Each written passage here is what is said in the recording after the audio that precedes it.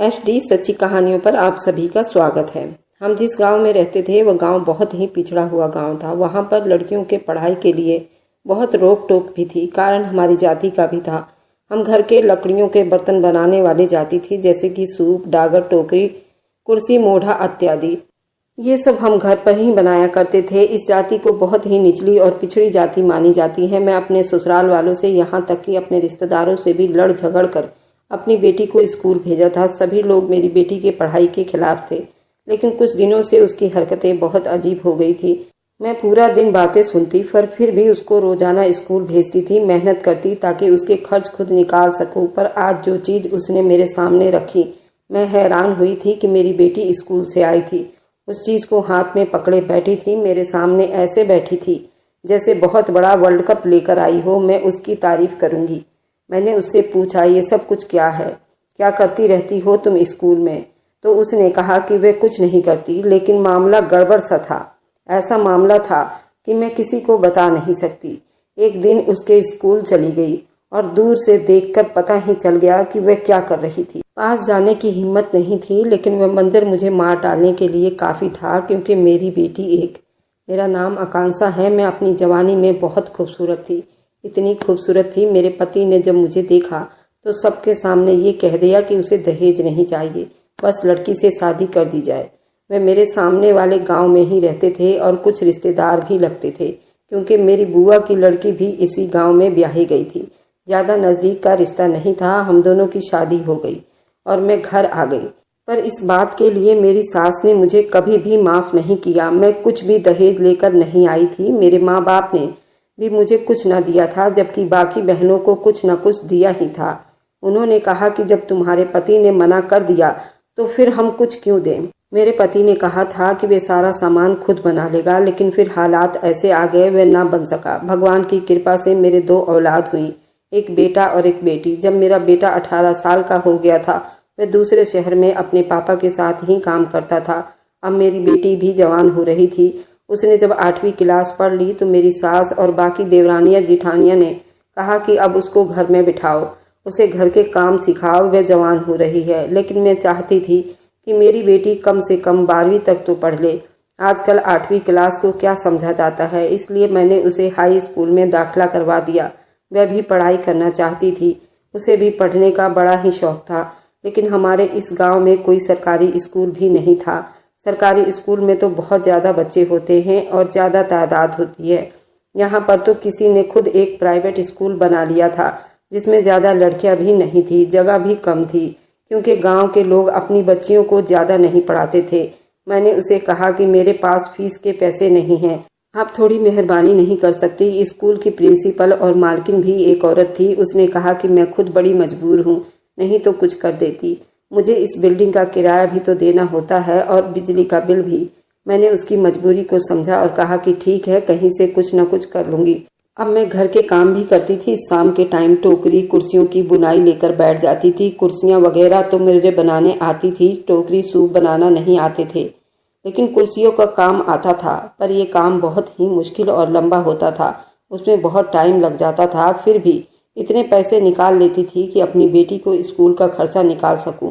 उसकी फीस और किताबें और हर चीज का खर्चा मुझे ही निकालना होता था। मेरा पति भी पैसे नहीं देता था, कहता था अगर बेटी को पढ़ाना है तो अपने बलबूते पर पढ़ाओ। उसे अपने पैसों की फिक्र थी। उसे इस बात की समस्या नहीं थी कि बेटी को पढ़ाया जाए या ना पढ़ाया जाए। मैं सबसे लड़ झगड़ कर ये काम कर रही थी। कुर्सियां बुन बुन कर मेरे हाथ सूज जाते थे, बड़ी तकलीफ में थी। रात होती थी, मैं नींद में भी हाय भगवान की गुहार लगाती थी, क्योंकि मेरे पूरे बदन में दर्द होता था। घर के काम करती थी, साथ साथ ससुराल के भी और अपने काम भी।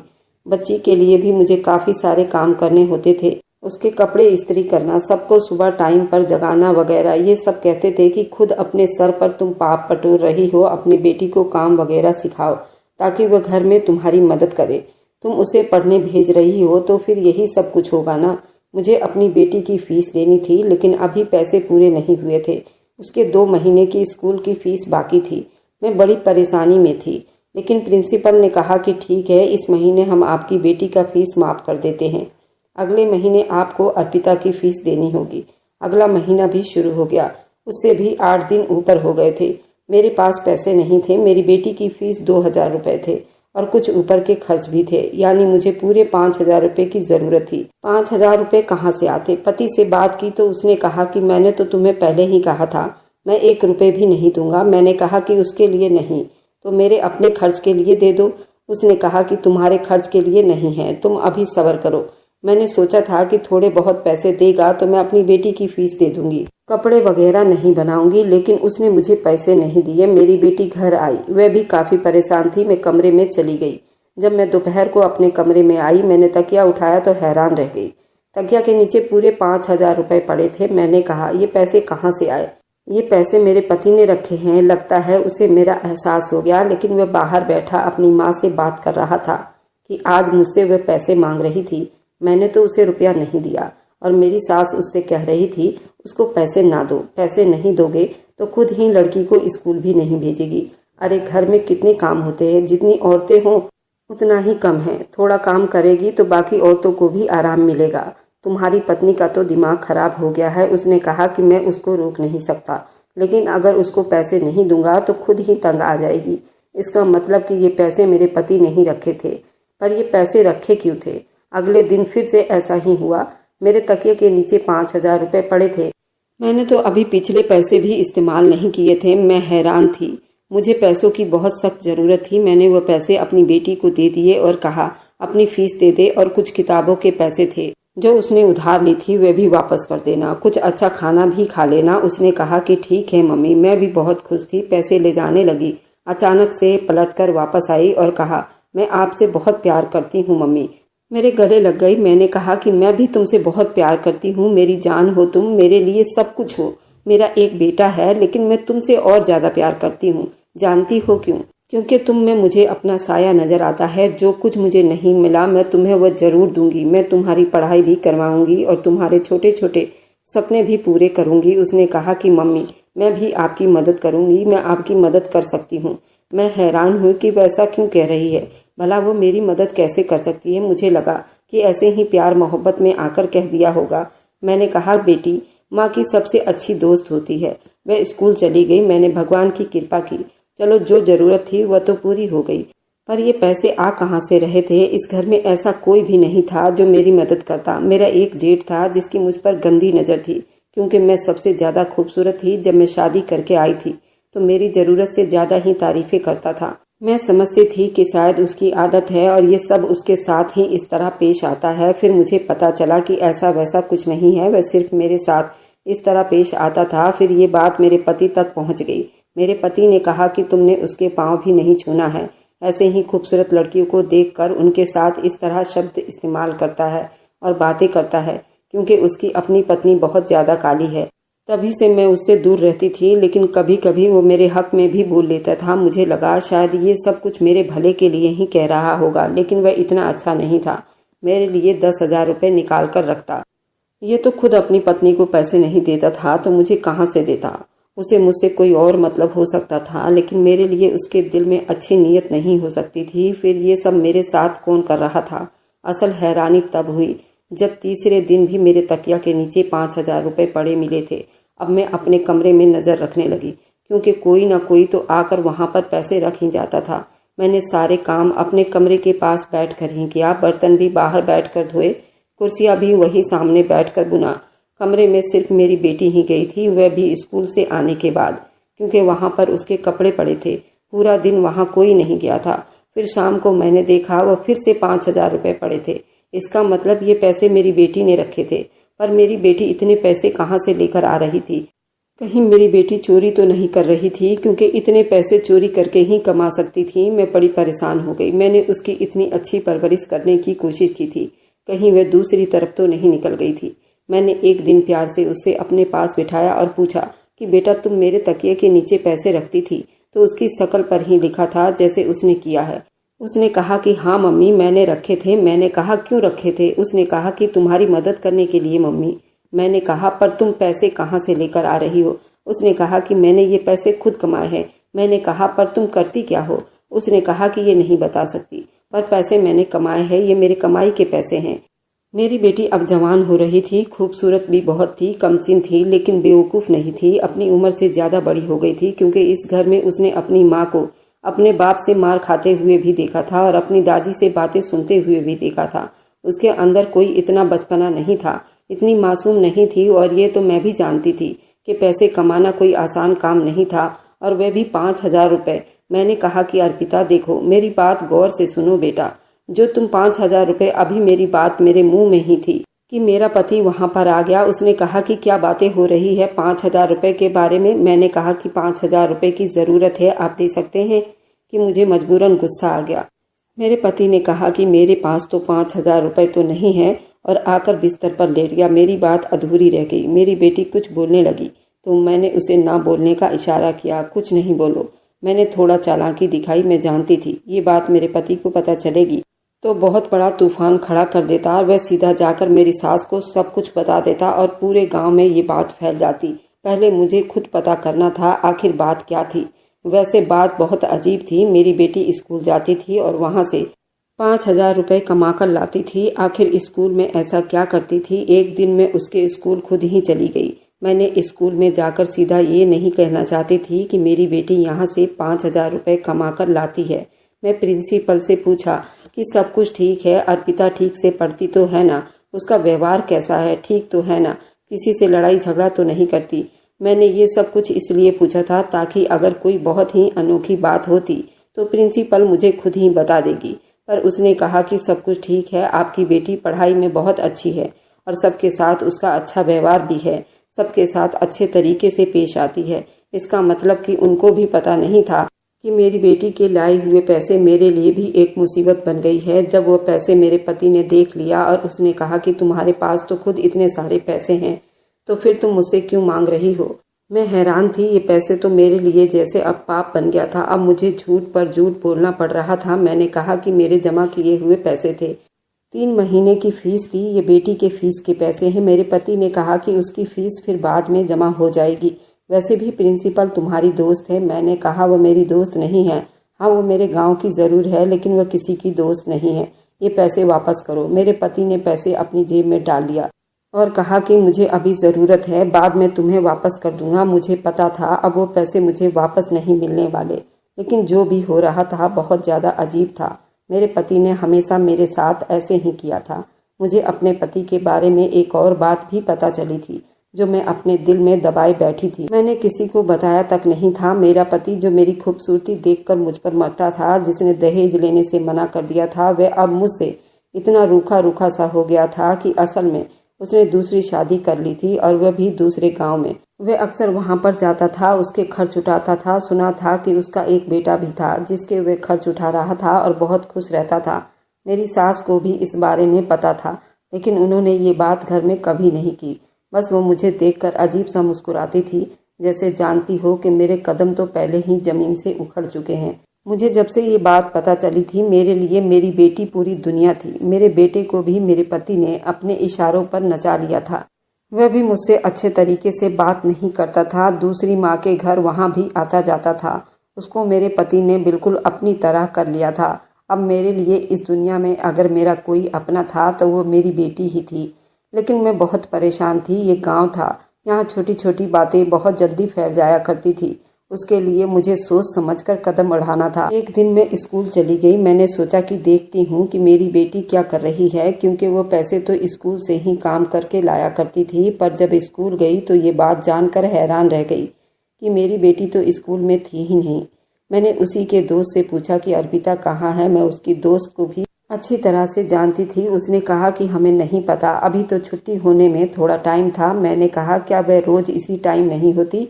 उसने कहा कि हमारी आखिरी पीरियड की मैडम ने 3 महीने की छुट्टी ली हुई है, तो आखिरी पीरियड फ्री होता है, हम उसमें बैठकर अपनी पढ़ाई करते हैं। वह हमें काम देकर गई हुई है और आखिरी पीरियड में अर्पिता यहाँ पर नहीं होती। मैंने कहा कि तुमने ये बात किसी और को बताई है? उसने कहा कि नहीं, मुझे अर्पिता ने बताने से मना किया था, लेकिन वह आखिरी पीरियड में गायब हो जाती है। मैंने कहा अभी वह कहाँ है? उसने कहा कि मुझे नहीं पता। मैं ज़्यादा परेशान हो गई कि मेरी बेटी कहाँ है, मैं उसे कहाँ तलाश करूं। पर उसने कहा कि वह छुट्टी के टाइम आ जाएगी, आप यहाँ पर इंतजार कर लीजिएगा। छुट्टी के टाइम आ जाती है और हमारे साथ ही निकलती है। मेरी बेटी वापस अपने दोस्त के साथ ही आया करती थी। मैंने कहा नहीं, उसे पता चल जाएगा कि मैं उसके पीछे आई थी। मैं घर आ गई और मेरी बेटी छुट्टी के टाइम पर घर आ गई। उसने फिर से 5,000 रुपये मेरे हाथ पर रख दिए। उसने कहा कि मम्मी, आपने कहा था ना कि तकिया के नीचे नहीं रखना, पापा देख लेते हैं, इसलिए पैसे आपको दे रही हूँ। मैंने अपनी बेटी को हैरान होकर देखा। उसने कहा कि क्या बात है मम्मी? मैंने कहा कि नहीं, कोई बात नहीं है। अगले दिन मैं स्कूल चली गई। जैसे ही आखिरी पीरियड का टाइम हुआ, मैंने देखा कि वह स्कूल की एक छोटी सी दीवार को छलांग कर बाहर जा रही थी। मेरे तो हाथ पांव फूल गए थे। आखिर मेरी बेटी क्या कर रही थी? वह स्कूल से कहाँ जा रही थी और वह किधर जाती थी? उसने मुझे ये बात क्यों नहीं बताई? मैं भी उसके पीछे पीछे चलने लगी। वह चलती जा रही थी। जब वह थोड़ी आगे पहुंची तो मेरे हाथ पांव और ज्यादा कांपने लगे, क्योंकि वह जिस घर में जा रही थी उस घर के बारे में हम सब अच्छी तरह से जानते थे। पूरा गांव जानता था। अगर मेरी बेटी को किसी ने वहां आते जाते देख लिया होता तो अभी तक मेरी बेटी इतनी बदनाम हो जाती। उस गांव में उससे कोई भी शादी नहीं करता, क्योंकि ये घर जिन लोगों का था उनको हम सब अच्छी तरह से जानते थे। वे औरत कोई नहीं बल्कि वो कुछ हिजड़े थे जो यहाँ पर रहा करते थे और पूरे गांव में जाकर नाच गाना किया करते थे। या किसी का बच्चा होता था तो उनको बुलाया जाता था। उनके घर में कोई भी नहीं जाता था, उनसे कोई मेल मिलाप नहीं रखता था। वे तैयार होकर बाहर निकल जाते थे। मेरी बेटी वहां पर क्या कर रही थी? उसका वहां पर क्या काम था?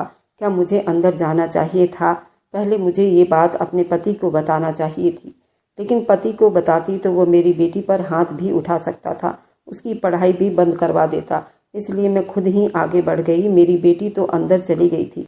आखिरी पीरियड और छुट्टी के टाइम मिलाकर वह यहाँ करीब 2 घंटे बिताती थी। उसका बैग भी उसी के पास था। मैंने दरवाजे पर दस्तक दी। अंदर से हिजड़ा आया। वो मुझे देखते ही पहचान गया। मैंने उसे धक्का दिया। मैं अंदर दाखिल हो गई। सामने का मंजर देखकर हैरान रह गई। मेरी बेटी वहीं पर बैठी थी। वो मुझे देखकर घबरा सी गई। मैंने कहा, ये क्या कर रही थी तुम यहाँ पर? बोलो, क्या कर रही थी तुम यहाँ पर? क्यों हिजड़ों के पैरों में बैठी हुई हो? तेरा यहाँ पर क्या काम है? तुझे मैंने बताया था ना कि अगर तूने कोई ऐसी वैसी हरकत की, मेरी इज्जत बर्बाद की, तो मैं तुझे कभी माफ़ नहीं करूँगी। अरे तेरे लिए मैंने सबसे झगड़ा मोल लिया है। तेरा बाप भी हमारा नहीं है, वह भी हमारे लिए कभी खड़ा नहीं होगा। हम पर कोई मुसीबत आएगी तो सारे खानदान वाले तालियां बजाएंगे। क्या कर रही थी तुम यहाँ पर? मैं अपनी बेटी को थप्पड़ मारने लगी। हिजड़ों के गिरोह ने मेरा हाथ पकड़ा और रोक लिया। मैंने अपना हाथ झटका और छुड़ा लिया। मैंने कहा, क्या कर रही हो तुम लोग मेरी बेटी के साथ? तब उसने मुझे ऐसी बात बताई कि मेरे आंखों से आंसू निकल गए और मैं जमीन पर ऐसे बैठ गई जैसे मेरे बदन से आत्मा निकल गई हो। मैं अपनी बेटी की तरफ देखकर रो रही थी। मुझे हिजड़ों ने बताया कि आपकी बेटी हमारे पास काम करने के लिए आती है। उसने कहा कि वो हमारे घर को साफ कर दिया करती है। बच्ची बहुत प्यारी है, हम बुरे लोग नहीं हैं। हम उससे सारे घर का काम भी करवा सकते थे, लेकिन हमने पूछा कि तुम काम क्यों करना चाहती हो, क्योंकि हम आपको जानते हैं, पता था ये आपकी बेटी है। उसने कहा कि मेरी मम्मी मेरे लिए बहुत मेहनत करती है, बहुत परेशान रहती है, थक जाती है। रात को जब सोती है तो मेरी मम्मी नींद में भी दर्द से तड़पती है। उनकी पूरी हड्डियों में दर्द रहता है, लेकिन अगले दिन फिर से खड़ी हो जाती हैं। इसलिए मैं उनके लिए कुछ करना चाहती हूँ। हमारा ये घर बहुत बड़ा था, हमें नौकरानी की ज़रूरत थी। असल में जो नौकरानी पहले यहाँ पर काम करती थी वो यहाँ से काम छोड़कर चली गई थी। उसने इस लड़की के स्कूल में काम करना शुरू कर दिया था। वहाँ पर किसी को ये बात बता रही थी कि वो यहाँ पर पैसे तो अच्छे मिलते थे, लेकिन मैं ऐसे लोगों के घर में काम नहीं करना चाहती थी। बुरे लोग होते हैं ना, घर घर में जाकर नाच गाना किया करते हैं ना, इसलिए। वही उसने बात सुन ली और हमारे पास आ गई। हमने कहा, हमारे पास तुम्हारे लिए कोई काम नहीं है, अगर तुम्हें थोड़े बहुत पैसे चाहिए तो हम दे देंगे। पर उसने कहा कि वो मेहनत से पैसे कमाना चाहती है, इसलिए हमने उसे 2-4 काम करवाया। फिर धीरे धीरे पता लगने लगा कि बहुत अच्छा मेकअप करती है, उसको बहुत अच्छा मेकअप करना आता है। और हमने उसे थोड़ा बहुत खुद से सिखाया और चीज़ों के बारे में भी बताया। हमें लगता है आपकी बेटी के हाथ में कुदरती टैलेंट है, उसको ब्रश चलाना आता है, कोई आम बात नहीं है। ये पेंटिंग कर ले तो बहुत अच्छी पेंटिंग कर सकती है। मेकअप भी तो पेंटिंग होता है ना, हम सबका मेकअप करती है और वह भी बहुत अच्छा। उस टाइम तक तैयार होकर हम लोग निकल जाते हैं। फिर पूरी रात तक हमारे पास काम होते हैं। वह 2 घंटे के अंदर ही 30 मिनट में हम सबको तैयार करती है। बहुत जल्दी जल्दी से काम करती है। हम लोग अगर ऐसा मेकअप बाहर से करवाएं तो एक एक इंसान के 2-2 हज़ार रुपये, 3-3 हज़ार रुपये तक लग सकते हैं, बल्कि शायद उससे भी ज़्यादा। तो हम उसे इकट्ठे ही 5,000 रुपये दे देते हैं और ये भी खुश हो जाती है, हमारा भी काम हो जाता है। हमारी कमाई हमारे लिए भी हराम की कमाई नहीं होती, क्योंकि हम उसके लिए मेहनत तो करते हैं ना। हराम की कमाई तो वह होती है जो घर बैठकर कमाए, आपको उसके लिए हिलना भी ना पड़े। लेकिन हम तो बहुत ज़्यादा मेहनत करते हैं। पर जो आपकी बेटी यहाँ से काम करके पैसे ले जाती है वह कैसे गलत हो सकता है? ये तो उसके लिए काम करती है। मैंने अपनी बेटी को देखा तो मैं खुद हैरान रह गई। मेरी बेटी मेरी मासूम सी परी, उसने कैसे ये सब कुछ सोचा, कैसे उसके अंदर ये बात आई और ये जज्बात पैदा हुई। और फिर भगवान ने उसे एक टैलेंट दिया और उसने उस टैलेंट का इस्तेमाल किया। वह इतने सारे पैसे कमा रही थी। उन्होंने कहा कि आप अपनी बेटी पर कभी हाथ ना उठाइए, आपकी बेटी बड़ी ही एहसास करने वाली बेटी है। ऐसी औलाद तो किस्मत वालों को मिलती है। मैंने अपनी बेटी को गले से लगा लिया, उसके आंसू साफ किए। वह इस तरह से रो रही थी जैसे उसने बहुत बड़ा कुछ गलत काम कर दिया हो। मैंने उसे कहा कि तुमने कुछ गलत काम नहीं किया, तुमने तो अपनी माँ का एहसास किया, उसका एहसास किया जिसका एहसास उसके खुद के अपने माँ बाप ने भी नहीं किया होगा, पति ने भी नहीं किया, ससुराल वालों ने भी नहीं किया। लेकिन आज मेरी औलाद ने मेरा एहसास किया है। बहुत बड़ी बात है। मैंने उन लोगों को कहा कि अगर ये बात गांव वालों को पता चल गई तो बहुत बुरा होगा। उन्होंने कहा कि ये बात कभी भी पता नहीं चलेगी, आप ट्यूशन का बहाना करके उसको घर से भेज दिया करें। हम उसको हिफाजत वापस छोड़ देंगे और रास्ते से पकड़ भी लेंगे, किसी को पता भी नहीं चलने देंगे, क्योंकि इस तरह फिर उसके स्कूल का हर्जा भी नहीं होगा। मैंने कहा कि हाँ ठीक है, मैं ऐसा ही कुछ करती हूँ, क्योंकि मेरी बेटी मेरे लिए काम करना चाहती थी और 2 घंटे से कोई फर्क नहीं पड़ता। अब वहाँ मेरी बेटी काम करती थी और मैंने घर वालों को कहा था कि वह ट्यूशन जाती है। मेरे पास पैसे वगैरह भी होते थे। मैं उन्हीं पैसों से अपनी बेटी के लिए चीज़ें लाती थी, कपड़े बनवाती थी। मेरे पति की दूसरी शादी के बारे में मुझे पता चल गया था। जब मैंने उससे लड़ाई झगड़ा किया तो वह हमेशा के लिए अपनी दूसरी पत्नी के पास चला गया। कुछ साल के बाद मेरा बेटा भी वापस आ गया, क्योंकि सौतेली माँ तो सौतेली ही होती है।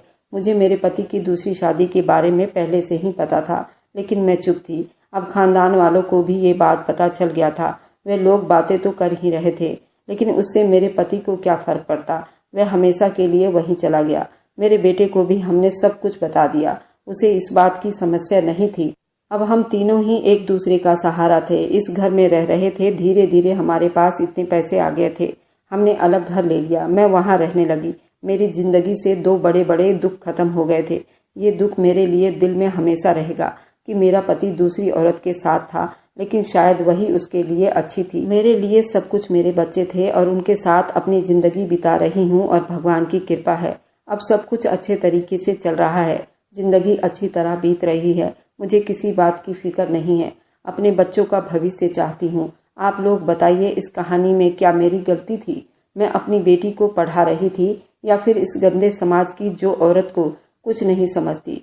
घर में भी तो मैं कुर्सियाँ बनाया करती थी। अगर मैं अपनी बेटी के अच्छे भविष्य के लिए उसे पढ़ा रही थी तो क्या गलत था? और अगर मेरी बेटी अपने माँ का सहारा बनना चाहती थी तो उसमें क्या गलत था? आप लोग मुझे कमेंट में ज़रूर बताइएगा, क्योंकि मेरे ससुराल के साइड के सारे लोग मुझे माँ बेटी को बहुत गलत समझते हैं। मुझे उन लोगों से कोई फ़र्क नहीं पड़ता। आप लोग ज़रूर बताएं कि कौन सही है और कौन गलत है। अगर आपको आज की कहानी पसंद आई है तो वीडियो को ज़रूर लाइक कीजिएगा और अपने दोस्तों के साथ शेयर भी कीजिएगा। और हाँ, अगर आपने अभी तक हमारे चैनल को सब्सक्राइब नहीं किया है तो ज़रूर सब्सक्राइब कर लीजिए। मिलते हैं हम अपनी कल की एक नई दिलचस्प कहानी के साथ। मुझ पर सदा अपना प्यार और स्नेह बनाए रखें। सभी को मेरा प्यार भरा नमस्कार दोस्तों।